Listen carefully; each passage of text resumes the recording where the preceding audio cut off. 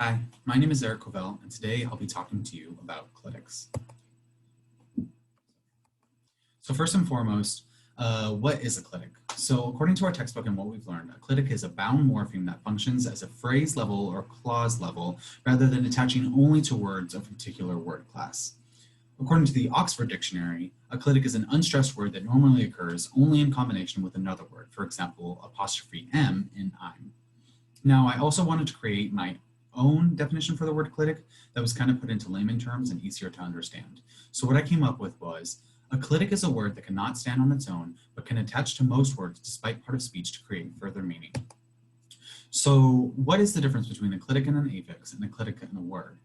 So clearly we can see there's this spectrum. This is a graph that was shown a few weeks ago in class, and obviously there's the spectrum and clitics fall somewhere in the middle. So what's the difference between clitics and affixes? First, let's go over that. So clitics are not selective when they choose a host, and a host is a word that the clitic attaches itself onto. So they'll typically attach to whatever word ends up kind of being in the right place in the sentence, whereas an affix is very picky when it attaches itself to a word. Usually that word has to meet criteria, one of which being part of speech. Another difference is clitics follow more phonological rules with like very few inconsistencies. And what I mean by that, so if you look at affixes, they tend to have these gaps or inconsistencies when they're with their rules. They don't always follow them. So the example that I gave is the affix s, which is usually put at the end for plurality, but it's not used for all plural forms for all words. So for example, child is not childs, it's children. And those are just a couple of the differences between clitic and affix, but now to go into clitics and words. So a clitic is bound to a word and cannot stand on its own, whereas we all know that a word is not bound to other words and they can stand on their own. A clitic is bound to other words to create further meaning, whereas a word isn't bound to anything to create further meaning per se, but instead it's combined with groups of words in what we call sentences, and those sentences create further meaning. So now to go into the types of clitics. So there are three different types of clitics. They are proclitic, enclitic, and mesoclitic. And to reiterate one more time, the words that the clitics attach to are known as hosts.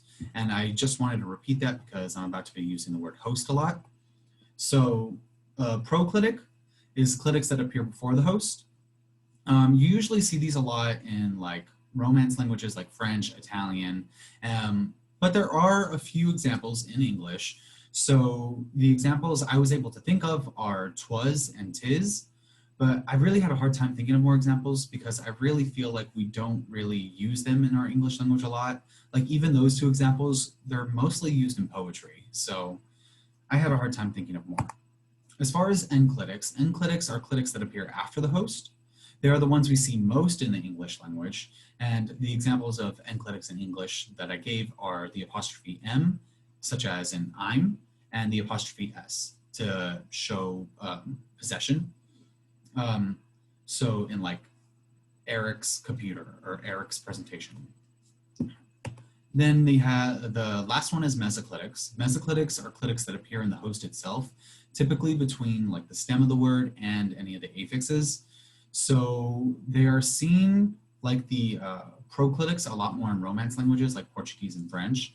So I wasn't able to find any examples of it in English because I don't really think we use it. But the example that I found is in Portuguese. So dar no loa, I hope I'm pronouncing that right and I didn't botch it. I do not speak Portuguese, unfortunately. I kind of wish I did because it would help me understand this more. But the pieces of that word, the no and the lo, are clicks in their language. And mesoclitics are usually seen more in written form of the language and less in the spoken form. And I think that is because that the words written out, you can really distinguish the clitics inside, but when spoken, it's usually quicker paced. I also researched, there's this fourth one called endoclitics, but there were very conflicting articles about it. Some saying that endoclitics aren't really a thing, some saying that endoclitics are their own thing, and some saying that endoclitics and mesoclitics are the same thing. So I'm not very clear on the difference between the two, but I thought I would at least bring up endoclitics so that if you were interested in it, you could maybe do some more research on it. So to sum it back up, my definition of clitic is a word that can stand on its own but can attach to most words despite part of speech to create further meaning. And I do think that still holds up. So it kind of falls into the next point, which is they fall somewhere between affixes and words. So they're like affixes in the sense that they can't stand on their own, but they're not exactly affixes because they're less picky. And lastly, they can be split into the three categories that we talked about: proclitics, which are clitics before the host, enclitics, which are clitics after the host, and mesoclitics, which are clitics in between the host. So thank you. Thank you very much for listening, and I hope you have a great day.